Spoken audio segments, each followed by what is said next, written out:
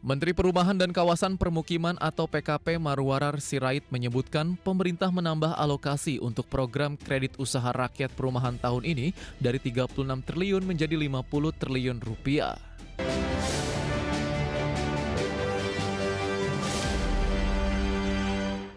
Pemirsa, Kementerian Perumahan dan Kawasan Permukiman meningkatkan alokasi program kredit usaha rakyat perumahan menjadi 50 triliun rupiah. Angka ini naik dari sebelumnya yang hanya 36 triliun rupiah. Menteri Perumahan dan Kawasan Permukiman atau PKP Marwarar Sirait menyebutkan pemerintah menambah alokasi untuk program kredit usaha rakyat perumahan tahun ini dari 36 triliun menjadi 50 triliun rupiah.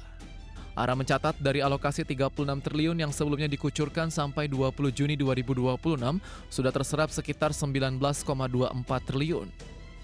Adapun jumlah total debitur tembus 91.045 terdiri dari 2.271 debitur pengembang dan 88.774 debitur pembeli rumah.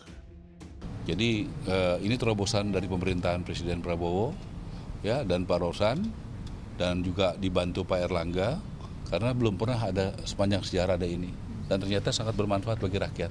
Makanya tadi dinaikkan plafonnya menjadi 50 triliun. Jadi Dantara menyediakan 36 triliun untuk tahun ini. Dinaikkan jadi 50 triliun. Jadi 50 triliun.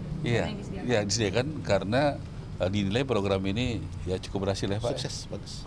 Berhasil ya gitu. Berarti kalau dinaikkan nanti potensi penerimanya bisa berapa Pak? Ya tentu lebih banyak lagi. Sementara itu kelompok bank yang tergabung dalam himpunan bank milik negara masih menjadi penyumbang terbesar dengan realisasi mencapai 17 triliun atau setara 93% dari total penyaluran. Dari Jakarta, Adi Firmansyah, IDX Channel.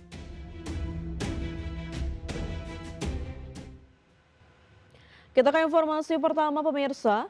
Presiden Prabowo Subianto mengaku heran dengan angka kemiskinan di Indonesia yang terus bertambah di tengah capaian pertumbuhan ekonomi yang rata-rata di angka 5% dalam 7 tahun terakhir. Menurut Prabowo, realitas yang terjadi di lapangan menunjukkan kondisi yang berbeda.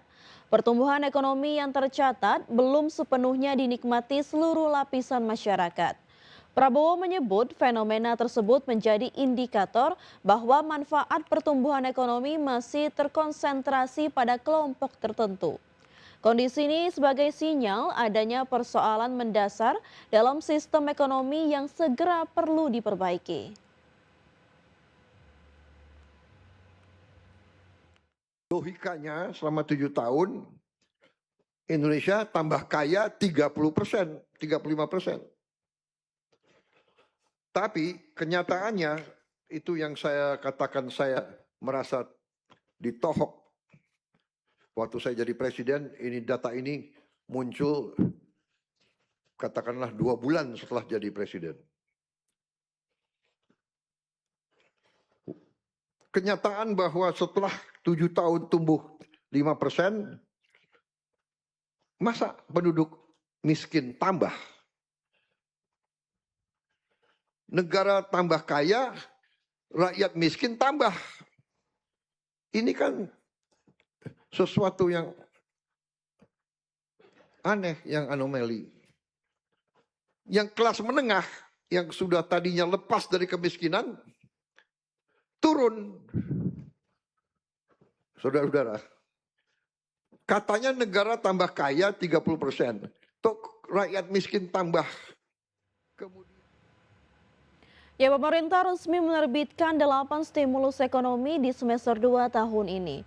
Stimulus Juli hingga Desember 2026 tersebut fokus terhadap insentif pajak, libur sekolah, insentif transportasi, bantuan pangan hingga insentif impor LPG senilai 26,34 triliun rupiah. Di tengah ketidakpastian global yang masih berlanjut, pemerintah memberikan paket stimulus ekonomi semester 2 2026. Stimulus ekonomi senilai 26,34 triliun rupiah tersebut terbagi ke dalam 3 pilar utama dengan 8 program insentif strategis untuk periode Juli hingga Desember 2026. 8 stimulus strategis ini mulai dari stimulus pajak penulis, insentif transportasi libur sekolah, insentif Nataru, insentif impor LPG dan bahan baku plastik, hingga bantuan pangan. Berikut 8 stimulus ekonomi di semester 2 2026 ini.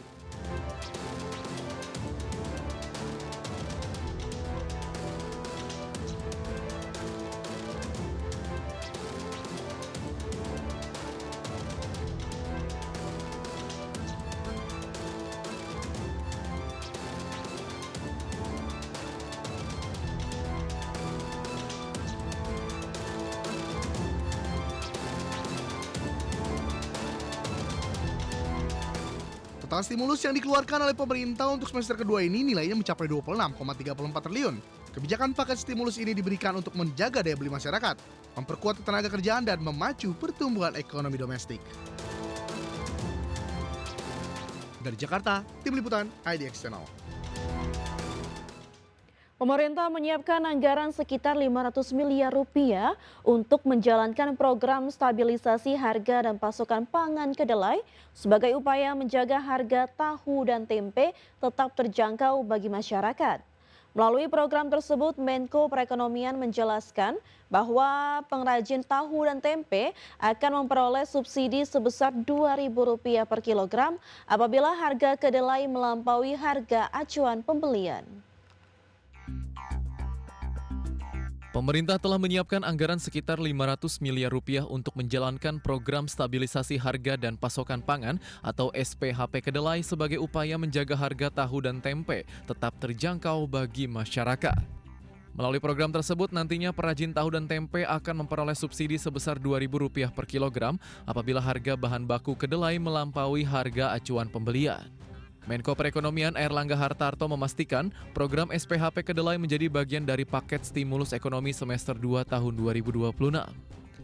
Pemerintah telah menetapkan kuota tahap pertama sebanyak 250.000 ton kedelai dengan nilai subsidi yang diperkirakan mencapai 500 miliar rupiah. Subsidi tersebut akan diberikan ketika harga kedelai berada di atas harga acuan yang telah ditetapkan pemerintah.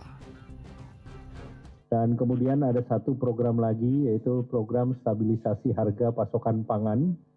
Nah ini adalah untuk perajin tahu dan tempe untuk dijaga subsidi sebesar Rp2.000 per kilogram dengan target kuota 250.000 ton. Kita ketahui kita beli kebutuhannya adalah 2,5 juta ton per tahun, namun kita siapkan 250.000 dengan subsidi 2.000 kilogram yang nantinya akan diberikan apabila harga kedelainya di atas harga acuan pembelian.